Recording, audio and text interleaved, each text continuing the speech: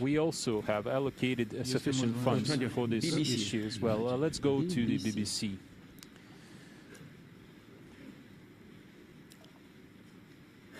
Сюда, в центральный сектор, в центральный, пожалуйста. Сейчас мы сюда тоже переедем. Here in the center, please.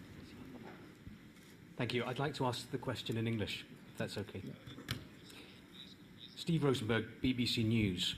Mr. President, your country has been accused of state-sponsored hacking with the aim of influencing the result of the US presidential election. Indeed, President Obama has hinted very strongly he thinks that you are behind that. He said that not much happens in Russia without Vladimir Putin. And President Obama revealed that he told you personally to cut it out. So what did you tell him in response? And can you confirm that you were warned by Washington not to tamper with America's election, warned in a message via the so-called red phone, the crisis line between your two countries? And finally, just coming back to the point about Donald Trump's tweet yesterday, are you not concerned, though, that there is a danger of a new arms race if America is talking about boosting its nuclear arsenal? Thank you. Новая гонка вооружений, она, вернее, предпосылки к новой гонке вооружений были созданы после выхода Соединенных Штатов из договора по противоракетной обороне. Were created when the U.S. withdrew from the ABM treaty. This is obvious. If you have one party unilaterally withdrawing from the treaty, and they say that they're going to create a nuclear umbrella, then the other party has to create a similar umbrella, and we are not sure if we want to do that. At least at this point, we don't think this program can be effective. Or the other option is to create capabilities for penetrating missile defense and to improve our nuclear strike capabilities, and this is what we have been doing. It's not something that we did. We had to respond to this challenge, and we've made quite substantial progress with that. Yes, that's true, we've been doing that. It's quite effective, but we still stay within the framework. We don't violate anything. We still are in line with all our obligations as to the number of warheads. Just recently, U.S. monitors went to our nuclear sites and monitored the way we produce nuclear warheads. Do you remember that? And instead of keeping our relationship like that, the United States withdrew from the ABM treaty. It was not us. They did. Yes. Yes, we've improved our nuclear triad, our nuclear systems, our missile defense penetration capabilities. This system is much more effective than the missile defense system. That's true.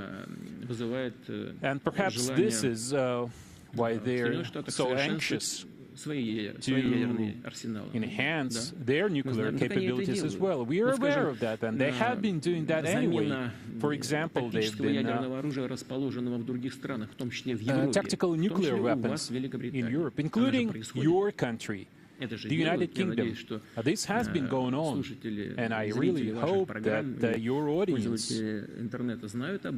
are aware of that. Turkey, UK, the Netherlands, Americans are upgrading their nuclear weapons deployed there. So, if somebody is stimulating a new arms race, it's certainly not us. But I would like to emphasize, and this is more for internal, domestic consumptions, I would like to say we'll never join an arms race, and we will never spend the kind of resources that we can't afford. At the beginning, earlier, when I answered some other questions, I said that in 2011, we spent 2.7% of our GDP on defense.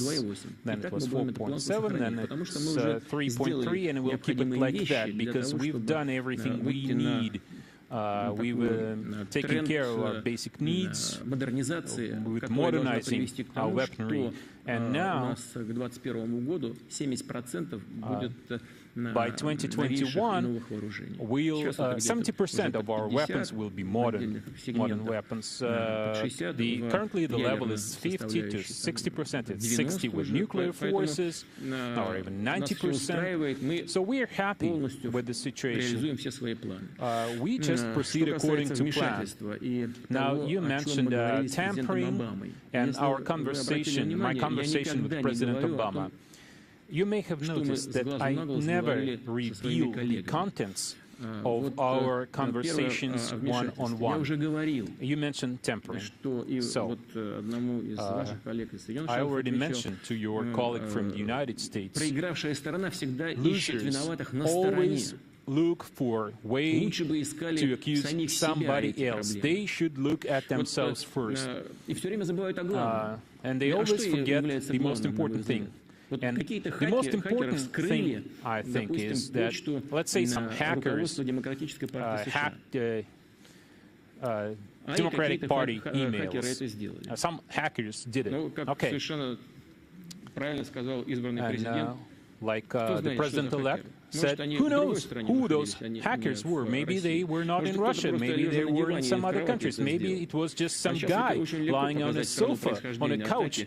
And, you know, now it's easy for them to blame it on some other country. That's not the most important thing, though. The most important thing is what was revealed. It's not like they invented something, they came up with some information. No, true information was revealed, truth came out, as evidenced by the fact that after they revealed how the Democratic Party has been manipulating public opinion in favor of one candidate against the other candidate, against Mr. Sanders, the